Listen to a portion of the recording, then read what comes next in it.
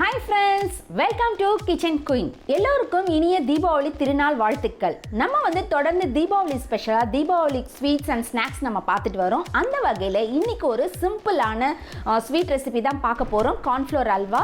இது வந்து ரொம்ப சாஃப்டாக இருக்கும். உங்களுக்கு கார்ன்ஃப்ளவரில் செஞ்ச அல்வானே கண்டுபிடிக்க முடியாது. அந்த அளவுக்கு சாஃப்டாகவும் பார்க்கறதுக்கு அவ்வளோ சூப்பராகவும் ரொம்ப சுலபமாகவும் செஞ்சிடலாம். இது எப்படி செய்யறதுன்றதை இந்த வீடியோவை நீங்கள் ஸ்கிப் பண்ணாமல் ஃபுல்லாக பார்த்தீங்கன்னா புரியும். வாங்க இப்போ வீடியோக்குள்ளே போகலாம். கார்ன்ஃப்ளவர் அல்வா செய்கிறதுக்கு தேவையான பொருட்கள் என்னென்னு பார்க்கலாம். 100 கிராம் அளவு கார்ன்ஃப்ளவர் மாவு, 1/4 கிலோ அளவு சர்க்கரை, ஒரு 4லேருந்து 5 ஸ்பூன் அளவு நெய், 12 பாதாம் பருப்பு எடுத்து வச்சுருக்கேன், ஒரு 15 முந்திரி பருப்பு எடுத்திருக்கேன், கொஞ்சமாக ஏலக்காவை பொடி பண்ணி வச்சுருக்கலாம். பாதாமை வந்து ஃபஸ்ட்டு நல்லா சுடு தண்ணியில் ஒரு அரை மணி நேரம் போட்டு வச்சிட்டிங்கன்னா நல்லா அழகாக அந்த தோல் வந்து உறிஞ்சி வந்துடும். அதுக்கப்புறம் நீங்கள் இந்த மாதிரி என்ன சைஸ்க்கு தேவையோ அந்த மாதிரி நீங்கள் கட் பண்ணி எடுத்துக்கலாம். அதே மாதிரி முந்திரி பருப்பையும் நீங்கள் கட் பண்ணி ரெடியாக வச்சுக்கோங்க.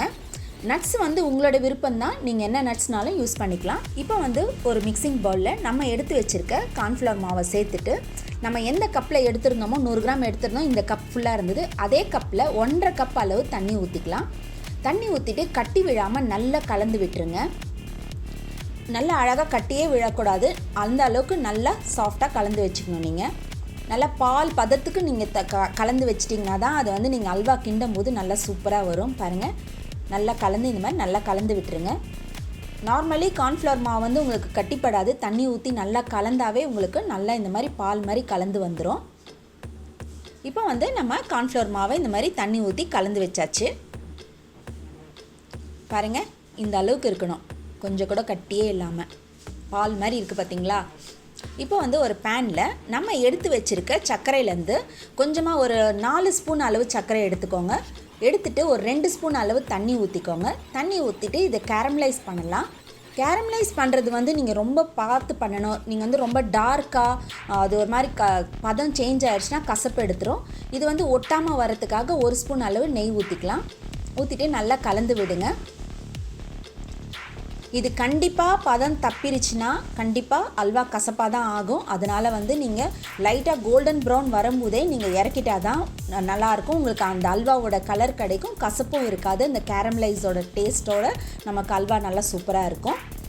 ரொம்ப கருப்பாகிடுச்சுன்னா அல்வா வந்து கசப்பு எடுக்க ஆரம்பிச்சிடும்.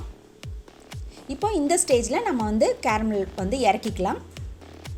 இறக்கிட்டு இப்போது இன்னொரு பேனில் 1.5 கப் அளவு தண்ணி, அதாவது நம்ம மாவு எடுத்திருந்தோம் இல்லைங்களா, 100 கிராம் மாவு எந்த கப்பில் எடுத்திருந்தோமோ அந்த கப்பில் 1.5 கப் அளவு தண்ணி ஊற்றிட்டு, நம்ம மிச்சம் 1/4 கிலோ சர்க்கரையிலேருந்து 4 ஸ்பூன் எடுத்துட்டோம். மிச்சம் இருக்க சர்க்கரையை வந்து இதில் போட்டுட்டு நல்லா கலந்து விட்டுருங்க. இது சர்க்கரை பதம்லாம் வரணும், கம்பி பதம்லாம் வரணும்லாம் கிடையாது. சர்க்கரை நல்லா கரைஞ்சி இந்த மாதிரி கொதி வந்துட்டால் போதும். நம்ம கேரமலைஸ் பண்ணி விட்டதை வந்து கொஞ்சம் சிம்மில் வச்சுட்டு சேர்த்துக்கோங்க, ஏன்னா மேலே தெரிச்சிரும். அதனால் பார்த்து சிம்மில் வச்சுட்டு மெதுவாக இதை வந்து நம்ம சேர்த்து விட்டுடலாம்.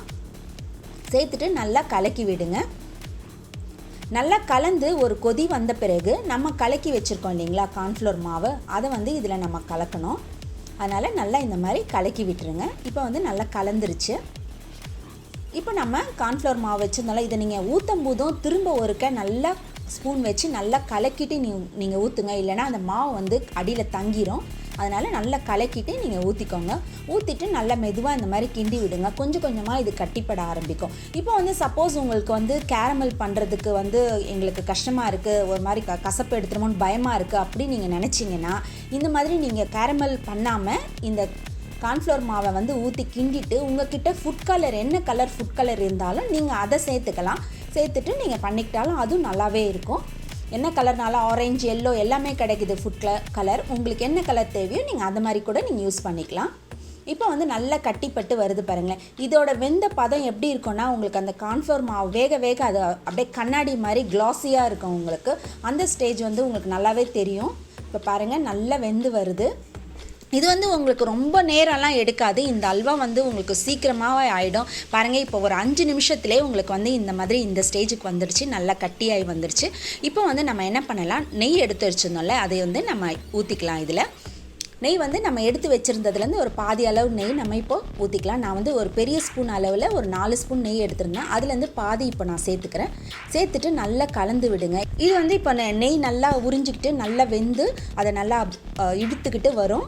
நல்லா வேக ஆரம்பிச்சோன்னே நெய்யை வந்து அதை ரிலீஸ் பண்ண ஆரம்பிக்கும்.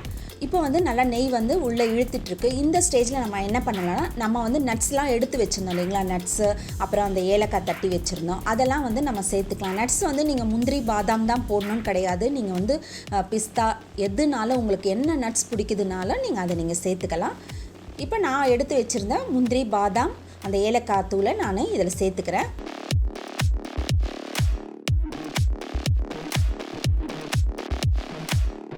சேர்த்துட்டு நம்ம மிச்சம் வச்சுருந்த நெய்யை எடுத்து வச்சதுனாலே அந்த மிச்சம் இருக்க நெய்யை நம்ம வந்து இதில் யூஸ் பண்ணிக்கலாம்.